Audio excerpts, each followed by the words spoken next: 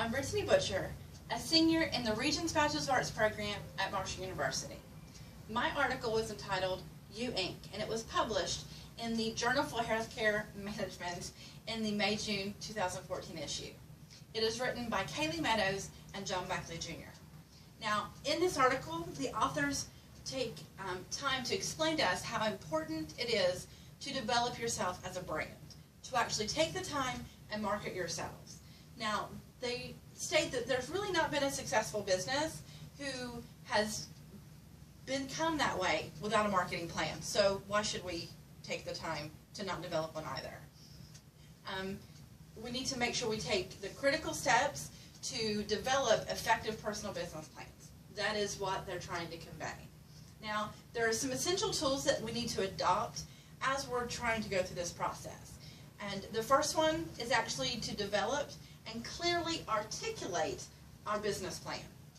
Now, that is actually our mission, our vision, and our values.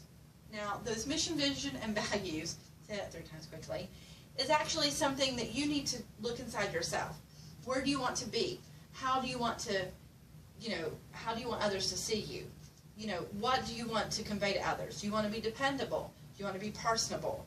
Do you want others to see how good your work is? Or, how much they can depend on you for something? That all needs to be figured out in this process.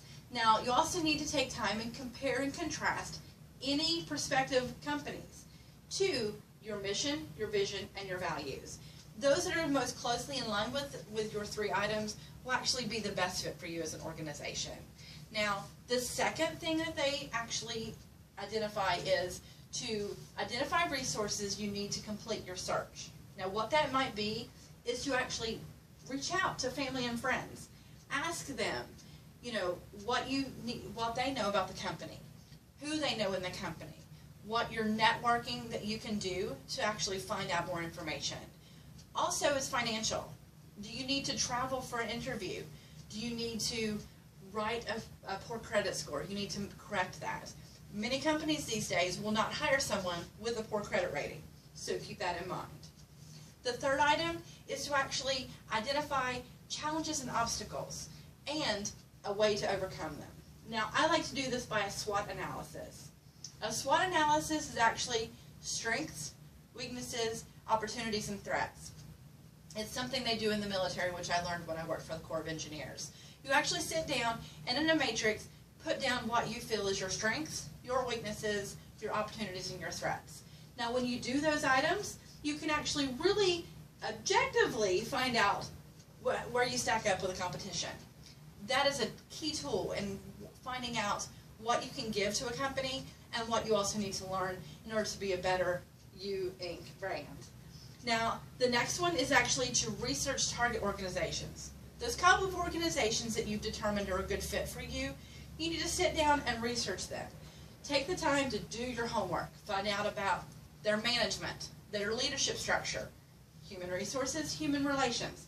Are they continuously learning environment? What is their financial background? How long have they been in business? Their products and services, any of their market segmentation, things like that. Set yourself apart by doing the work first. Now, the next item, which is the 5th item, is to find any legal, regulatory, or certification things that you might need for the job. Is a bachelor's of marketing required? Make sure you have that information.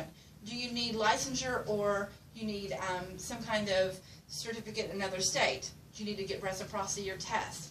Those items need to be figured out in advance. That is one thing that they state in the article. Now, the next item is what I like to call the meat and potatoes. The personal branding. This is where you create You Inc. This is where you become a brand. Now, you need to sit down and figure out your priorities, your skill sets, your qualities, and also any of your experiences, both personal and professional, that can actually aid you in becoming somebody who is worth time for somebody to take an interest in. Now, you want to think critically about your positive and negatives, maybe do a 360-degree, analysis of yourself. Anything you perceive as a positive could be a negative. Anything you perceive as negative could be a positive. It's all about perception. You want to ask yourself, how do I want an employer to see me? If you can answer that in 20 to 30 words and it be in line with what your vision is, then that's great. If not, you need to reevaluate. You also need to look objectively. Anything you do, personally and on the internet, which I believe is very, very critical. You need to look at your social media. You need to look at any YouTube or any internet sites. Anything that leaves a footprint, you need to make sure it's in line with what your business plan is. If not, then you need to stop immediately and take measures to correct those. Remember, perception is everything. And if you don't eat, sleep, and breathe viewing, nobody's going to. You want to put your best image forward. Now, the next item is actually where you draft your resume and your cover letter. Now, when you do this, you want to actually take the time, get all that information, and put it succinctly in written form. Not a 14-page synopsis of everything you've done in your life for somebody like me who's older, or every fast food joint you've worked in. No, those things that pertain particularly to the organization and the job which you're seeking. You know, make sure you put that, and don't overinflate yourself. If you can type 125 words a minute, that's wonderful. Put it in there. If you're fluent in a language, put it in there. But if you're not, don't, because they will test you. Because they will call you out on it. You'll get a typing test, or you'll be asked to completely talk with somebody in that language, or something of that nature. Be very brief, but be truthful. Another thing you need to do is make sure you develop that buzz about yourself, like you want to in a business. When a new product comes out, they have that buzz. Make sure you generate that with yourself. You want to be a marketable entity. You need to generate the buzz. The last thing you're going to do is interview prep. You're going to sit down with your resume and review it. Make sure everything's correct. Make sure you can answer any and every question they pull out of that. Also, make sure you can answer questions like, what's your greatest weakness and why? What do you believe is a failure that you've done in a business and why? What have you done to change that? If you can sit down and answer those questions, that will impress somebody. Knowing an answer to that ahead of time, because that's going to happen. Businesses aren't looking for a perfect employee. They're looking for a real employee who's willing to learn and benefit the organization. So you need to make sure you take time and be confident. Even sit in front of a mirror. Take time to learn your facial expressions and learn your body motions. You want to make sure if somebody says, what's a great trait of yours? I'm enthusiastic. No, you're not enthusiastic. That doesn't show enthusiasm. You need to show enthusiasm. Make sure your words and your actions, are met perfectly. Make sure you're wrapped up in a beautiful package with a beautiful bow ready to present to that employer. Once you're done with the interview prep, you go on the interview, take a deep breath, go home. But you're not finished. Take time, as the authors say, to write a personal thank you note. Not a typed note, a handwritten note of thanks to those people who took the time to interview you.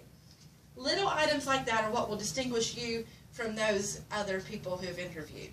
So I really was touched by this, and I feel that every single student could benefit from this, because we will all be leaving school and going to the marketplace, and will be a way for us to brand ourselves and become a you.